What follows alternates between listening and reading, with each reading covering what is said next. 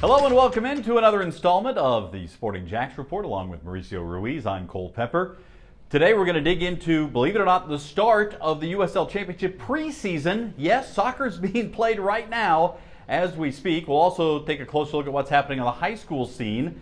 But first, I want to invite you to become a member of Sporting Jacks. All you have to do is go to sportingjacks.com and give us your email address. You can become a member with discounts on Sporting Jacks official club merchandise. You'll get invitations to attend exclusive insider events and automatic entry into competitions for chances to win special prizes and experiences. And you'll receive the Sporting Jacks monthly email newsletter. Plus, if you put a deposit on a season ticket, you'll receive first access to seats and a special limited edition Sporting Jacks founding member pin. Just go to sportingjacks.com to enroll. All right, as I mentioned, it's preseason. Yes, it may feel like wintertime, but there are preseason matches being played. Mauricio, when I looked up at the schedule and realized we're going to have some soccer to talk about today, I was excited. A few matches involving USL Championship teams taking on MLS clubs to get things started. In the big picture, though, this is when it all begins, and you start to see how these teams start to come together before the season kicks off in more than a month. Yeah, and preseason is fun, right? I mean, you know, for most teams that didn't make it into the playoffs or they make a deep run into the playoffs, they really ended their season late October, early November. So now they've been on a bit of a hiatus, a break, well-deserved break for a good 60 days plus. So now they're coming back into the building. There's that excitement. They do their beep tests. You see all over social media, teams doing their beep tests, getting their fitness baseline in place. And then expectations are coming, right? You see these new signings that are coming in. So it's fun and exciting. We kind of get to be on our seat where we get to see another season. We get to watch from Jacksonville what's happening around the league, continue to grow the game and continue to see the players and the competition, which just keeps rising every single year. Well, let's get a couple of highlights in from at least one of the matches in particular. Birmingham Legion taking on Atlanta United. The first half, this was really a first team against first team kind of experience for the most part. Birmingham falling 2-1 to Atlanta United. The lone goal from Birmingham's Enzo Martinez just before halftime on this deflected ball. But a good opportunity for Birmingham to get started here early on. Of course, this is a team that had some ups and downs during the 2023 season. They have big expectations for 2024. Yeah, and I would think they probably feel they've underachieved a little bit last year because they did have some really good runs. They were making deep runs into the U.S. Open Cup, and they just didn't finish quite with the same strength and the same momentum that they probably expected. So good result. Don't take much into the results. You're probably going to see some USL Championship teams beating MLS teams, losing by large margins because their rosters are fluid right now. They're trying people different places, and the coach is really looking for fitness, for health of players, and then for principles of play, right? They're trying to institute whether there's a new coaching staff or new players coming into the mix. So Birmingham to Atlanta, about a 2-hour, right? It's a regional game. It's an easy game for them to play. So it just makes a lot of sense. And but Enzo Martinez, right, continues to kind of just be a presence, a veteran player, just has legs for days, and scoring in preseason bodes well for his confidence. All right, the other match we want to talk about in a smaller detail is Phoenix Rising falling to Portland Timbers 1-0.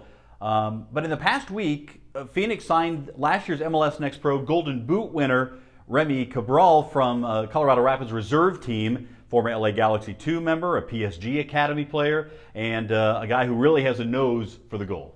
Yeah, and I think we're seeing that trend, right? I mean, if the players are in the MLS Next environment to maybe get a push into their first team to Colorado Rapids, but they're not getting the first team minutes just yet, the USL Championship serves as a great place for them because it's senior level football. Right, you're playing against players that are in the CONCACAF, are going to be playing in the Gold Cup, some in the Copa America.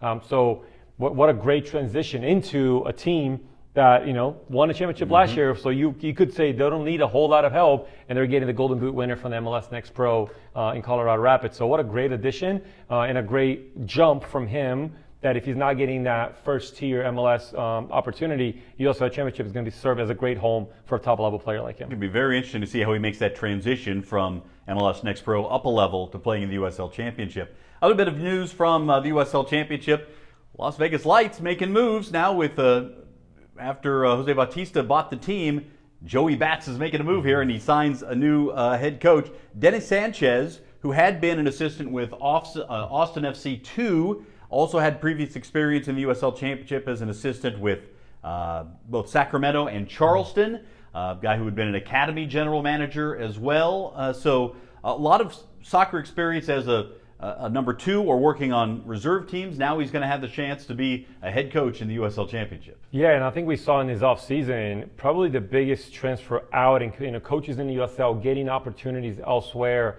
So you left a lot of vacancies and opportunities. And what we talk about this league being a great league for young players to play senior level football, games of consequence, games that matter, but also for coaches. We're seeing tons of assistant coaches being promoted into head coaches in this league. So, from a player to a coaching opportunity and perspective, it's a great league where it's really where you get tested. It's great to play and be an assistant in some of the divisions to continue to grow and understand what you're about, your philosophy as a coach. But it feels like he's ready, and the opportunity kind of came at the right time. So it's wonderful, but it's also going to change a little bit dynamic of championship teams. We just talked about Phoenix Rising losing Coach Owangara and getting a new coach into the system. Are those things going to look different because there's a new person in charge? But certainly Vegas is a team that struggled last year, so they need not just new direction in their in new ownership, but also on the technical side of the club. So we'll see how this infuses and how they go forward with their plan in Vegas. It's going to be a real challenge to get up to speed by the time the season begins. March 9th is the kickoff of the USL Championship season here in 2024. Hey, for more on what's happening with Sporting Jacks, join the Sporting Pod. Mauricio, Tony Allegretti, and I every week bring you behind the scenes to find out what we're doing with Sporting Jacks. It's available on Apple Podcasts, Spotify, Amazon, and on YouTube. Subscribe to the Sporting Pod for the very latest on what's happening with Sporting Jacks. All right, the other part, of course, of our conversation this week has to be about the high school playoffs. Underway, we're taping this on Monday, and they're Monday night games, so we don't want to go into results here because we don't have them yet. But it has been quite a season in high school soccer in our area, both on the boys and the girls side. But I want to get kind of a big picture thought from you, Mauricio, about the level of soccer being played in the high schools in our area and what that's going to mean for the future of soccer in Northeast Florida. Sure, and we look at the girls soccer and boys soccer, right? The girls soccer here in the North Florida area, we have 5 out of the top 10 teams in the state represented here in the First Coast. So that speaks for itself, right? There's some really high level being played here. The reason for that is the highest level of club soccer here is ECNL, which permits you to play high school soccer. So the girls that are the best players on the girls' side that are playing club soccer are also playing high school soccer. On the opposite side, the guys that some of the highest leagues here don't permit you to play high school. So it kind of diminishes a little bit of the quality on the guys' side, but there's a big spectrum in high school soccer. Right, you're going to get your teams that just really don't have any development, don't have really tradition of high-level players, to the ones, as I mentioned, kind of just get to be in an area where they benefit from the players around them. But when you get into this district finals and you get into kind of pre-state tournament, which we're about on the eve of it, it just gets intensified. Right, the quality is really, really high. You get to come watch a high school game that typically has, it's only a high school game. No, come watch a district semifinal and a final. The level is really, really high, and there might be some surprises. That might be those non-traditional teams that just get hot and have the right opportunity to make something, to upset the apple cart. So really high level when you get to this end of high school season here, and I think it's exciting that First Coast gets to be so well represented from a quality of football that we have in this region. We'll take a closer look next week at some of the teams as they advance toward the state regional finals and so forth. Going to be an exciting year as always, and I'm going to bet there's going to be some Jacksonville, Northeast Florida, Southeast Georgia representation in state final games coming up here in the coming weeks. Remember to subscribe here to our YouTube channel if you haven't already. Hit that subscribe button. We're all over 100 subscribers already. Want to add you to that list and subscribe as a member of Sporting Jacks. Just go to sportingjacks.com. For